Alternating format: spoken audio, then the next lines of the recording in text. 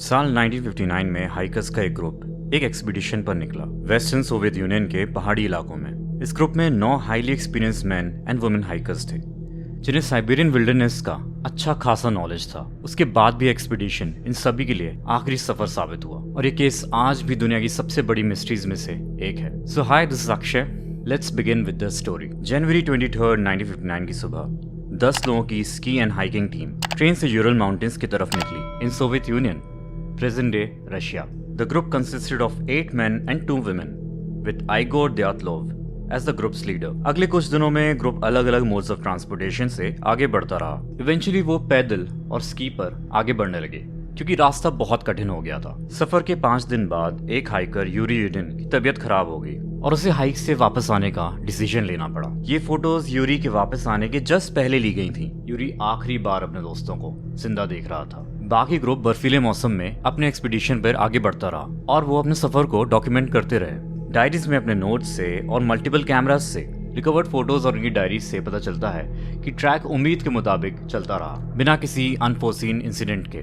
बस बहुत सी snow, bitter cold and कठिन लैंडस्केप। फरवरी 1 को एक माउंटेन के सामने पहुंचे जिसे लोकल मैंसी पॉपुलेशन डेड माउंटेन के नाम से जानती थी। ग्रुप ने इस माउंटेन के पास ही कैंप लगाने का डिसीजन लिया।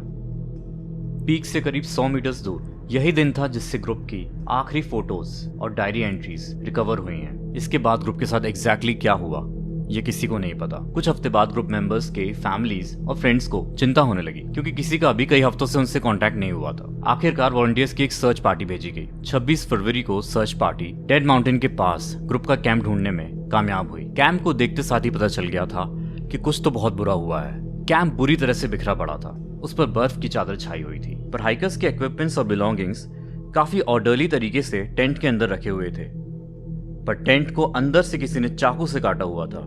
टेंट के बाहर 9 पेयर ऑफ फुटप्रिंट्स को फॉलो करके हाइकर्स की तलाश शुरू हुई। ये फुटप्रिंट्स स्लोप की तरफ जा रहे थे जहां जंगल था। फुटप्रिंट्स को देखकर पता चला कि हाइकर्स आराम से स्लोप की तरफ बढ़े हैं, किसी पैनिक या घबराहट में नहीं। ये फुटप्रिंट्स आधे किलोमीटर तक थे। उसके बाद स्नोफॉल ने इन्हें मिटा दिया था। सर्च पार्टी उसी ट्रेल को फॉलो करते हुए आगे बढ़ी और आगे जाकर जंगल में उन्हें 2 ग्रुप मेंबर्स की डेड बॉडी मिली। इसके बाद करीब 2 महीने लगे ग्रुप के बाकी मेंबर्स की बॉडीज रिकवर करने में। असली मिस्ट्री इसके बाद शुरू होती है। आखिर इतनी एक्सट्रीम कोल्ड में हाइकर्स रात को अपने टेंट से बाहर निकले ही क्यों, और जिस तरह से बॉडीज मिली वो काफी मिस्टीरियस था। पहली तो बॉडी सीवियरली अंडरड्रेस्ड थी। No jackets, no pants, no gloves, hats, boots or anything else one might expect given the frigid climate. उनकी डेथ के दौरान बाहर का टेम्परेचर था करीब -30 डिग्री सेल्सियस।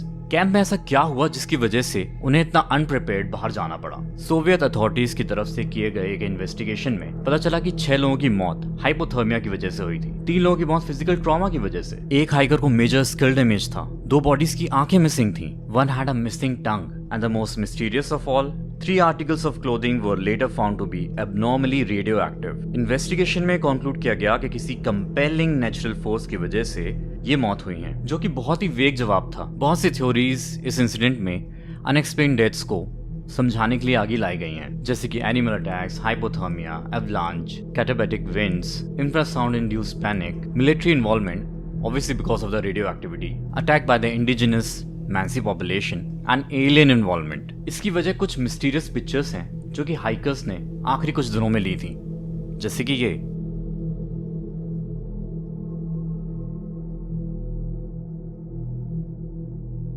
एनीवेज, आपको इस मिस्टीरियस इंसिडेंट के बारे में और जानना चाहिए। इस टॉपिक पर बहुत सी शानदार बुक्स लिखी गई हैं, जिसमें से सबसे फेमस है dead mountain, the untold true story of the Dyatlov Pass incident.